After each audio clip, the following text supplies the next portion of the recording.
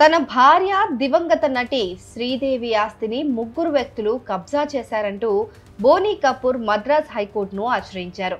వారు చట్టవిరుద్ధంగా హక్కులను సొంతం చేసుకున్నారని ఆరోపించారు.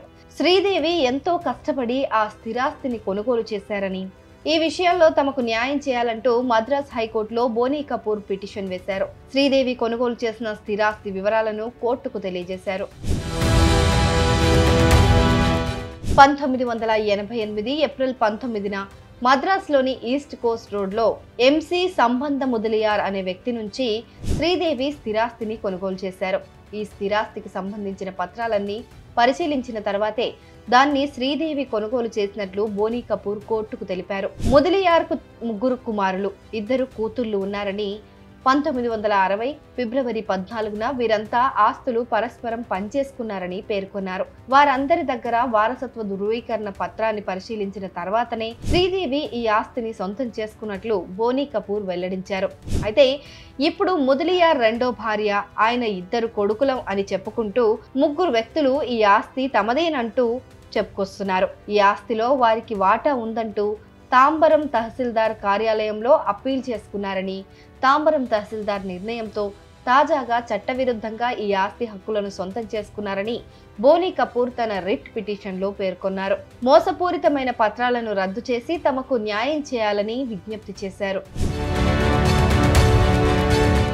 శ్రీదేవి భూమిని కబ్జా చేసిన ఆ ముగ్గురు వ్యక్తులు 2005లో తాంబరం తహసీల్దార్ నుంచి చట్టబద్ధమైన వారసత్వ ధృవీకరణ పత్రాన్ని పొందినట్లు చూపిస్తున్నారని, అసలు భూమి యజమాని కుటుంబం తాంబరంలో కాకుండా మైలాపూర్లో నివసిస్తున్నప్పుడు అటువంటి ధృవీకరణ పత్రాన్ని ఎలా జారీ చేస్తారని బోనీ కపూర్ ప్రశ్నించారు. ఇక్కడ ఇంకో పాయింట్ ను కూడా బోనీ కపూర్ ప్రస్తావించారు.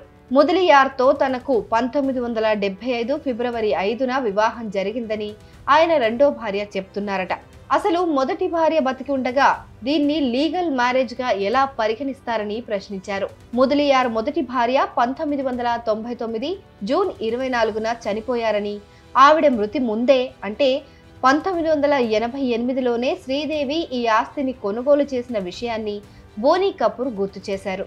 కాబట్టి హిందూ వారసత్వ చట్టంలోని క్లాస్ 1 లేదా క్లాస్ 2 కింద ముదలియార్ రెండో భార్య కానీ, ఆమె 2 కొడుకులు కానీ హక్కుదారులు కాలేరని బోనీ కపూర్ పిటిషన్లో పేర్కొన్నారు.